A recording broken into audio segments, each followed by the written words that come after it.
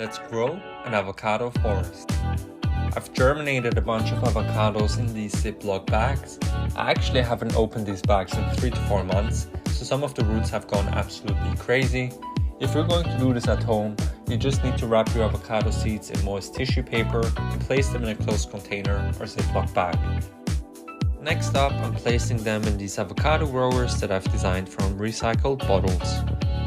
Follow for part 2. To celebrate the new BBC documentary The Green Planet, I'm going to show you how to grow your own food in an urban garden. There are so many options nowadays to create a growing space that provides fresh organic food, even if you are in the middle of the city like myself. If you're new to gardening, start small.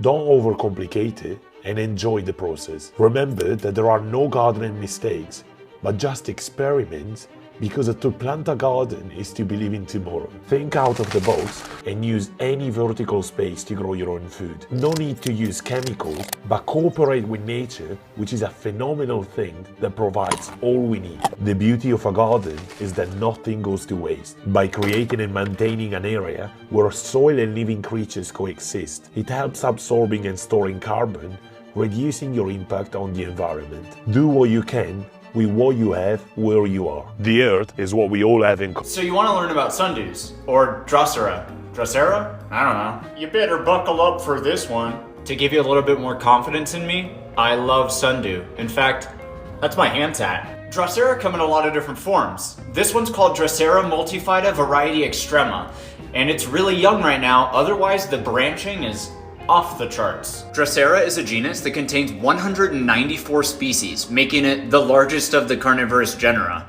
These carnivores are found in every continent except for Antarctica, and they grow in bogs and wetlands. They're evolved to live in nutrient-poor soil that carries no salts, which means we can only water them with distilled water. And they like to stay continually wet, just like your mother. The biggest factor affecting dew production is actually light and not humidity. They need a lot of light, like a lot of light. Here are the top 3 reasons why you're killing your houseplants and how to fix them. By far the most common is your plant is not getting bright enough light. If your bright light plant is not looking out at the wide open blue sky, it's not going to work. A bright light plant simply will not adapt to low light. And this is what we mean by low light. There's very little, if any, view of the sky for the plant. The second reason you're killing your houseplants is you're watering them too frequently. When the soil stays too wet for too long, that's going to rot the roots, and the health of the roots is the health of your plant. The majority of houseplants want to dry out at least an inch or 2 between watering. And the final reason is pests. There's not a lot we can do other than be diligent in checking. If we can catch it early, it's more likely we can get rid of them before they cause serious harm. Pests really like to hide on the undersides of your leaves, so make sure you're checking.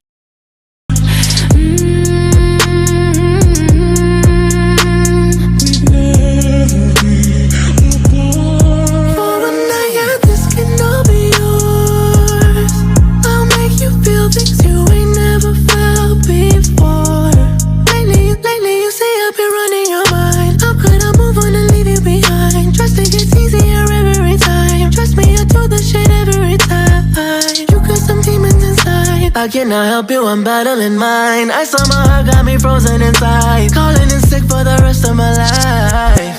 I just can't be what you want me to be. So apparently drinking lettuce water makes you sleepy. Okay, so what she's saying is somewhat true, but there's actually more fascinating side effects. And she used iceberg lettuce and she should have used romaine. So anyway, romaine lettuce, or Latuca sativa, is native to Egypt. Don't even get me started on why it's named after Rome and not Egypt, but I'm sure you could take a guess. By studying excavated hieroglyphics and papyri, we now know that ancient Egyptians used lettuce as a hypnotic and as an aphrodisiac. And after chemical analysis, we now know that they were right. Plants in the Latuca genus secrete a milky white sap. It's called lacticarium, and it contains chemical compounds such as lactosin and lactocopicrin. And those compounds induce sleep, lucid dreaming, and they have potent pain-killing effects, which is why it's sometimes referred to as lettuce opium. But it also contains chemicals that are known to elicit sexual desire. Like and follow for part 2. Okay, the rarest plant that I own, but by whose standards? This baby's brand new to me, and I bought one before, but it ended up dying because the seller sent a bad note. And it doesn't really look like much now. It doesn't look like a lot to most plant parents, but if you're a rare collector, you might recognize this plant as the Monstera obliqua. Yes, it has leaves, and at the top right here we can see that the newest leaf is just now starting. I bought this as a stolen or a leafless runner, and right now I'm just trying to get it to throw out its first little baby leaf. This baby likes to maintain about 90 to 100% humidity, and that's why I keep it under humidity domes at all times. While it's becoming more prevalent in people's collections, the reason this plant is so rare is because in botanical history it's only been cited 17 times in the wild. This is what the plants look like. Follow me, baby, so I can teach you things. When you're done with a plastic bottle, don't throw it out. Instead, what you want to do is poke a hole in the cap and put a Q-tip through it.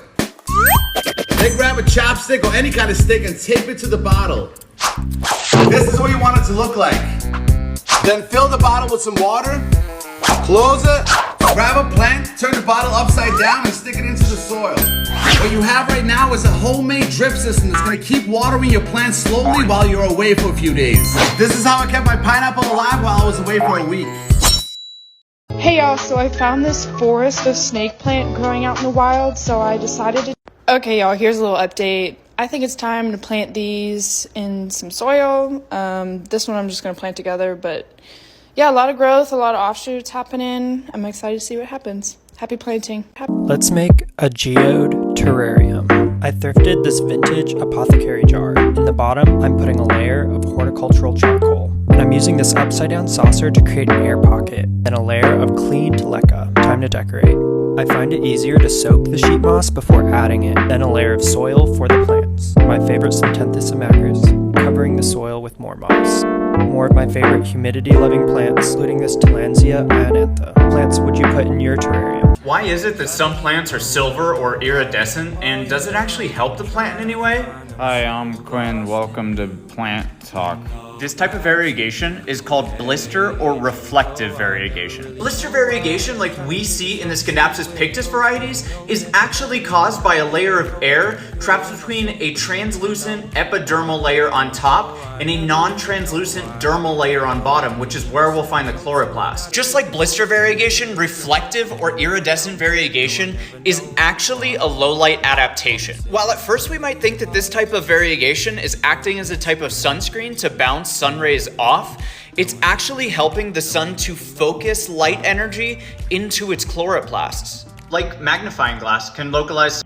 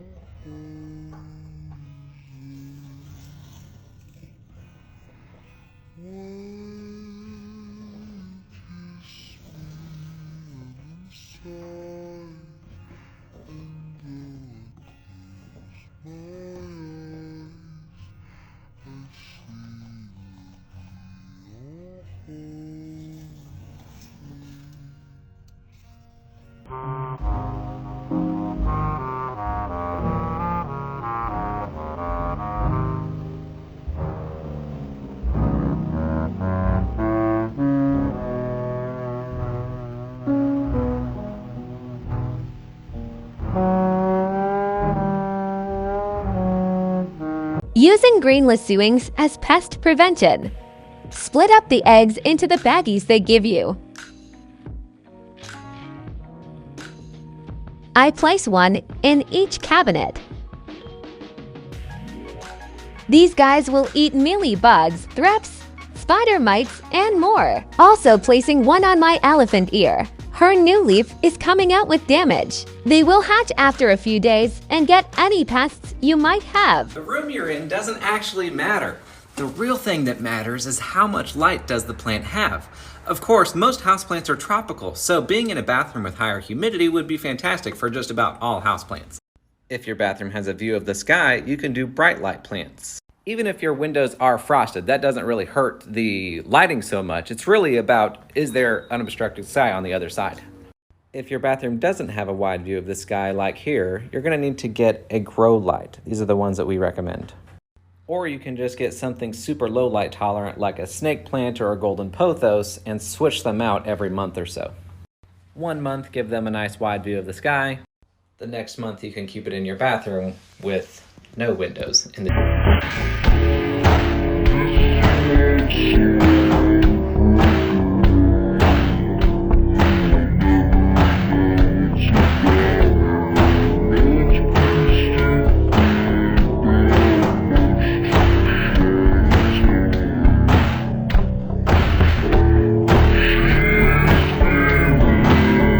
How to propagate a kiwi. Slice in half. Remove seeds. Scoop seeds into a bowl. Get rid of the fruit by straining the seeds with water. Lay seeds on a paper towel, mist seeds, and fold paper towel. Put paper towel into a plastic container. Wait a couple weeks for seeds to sprout.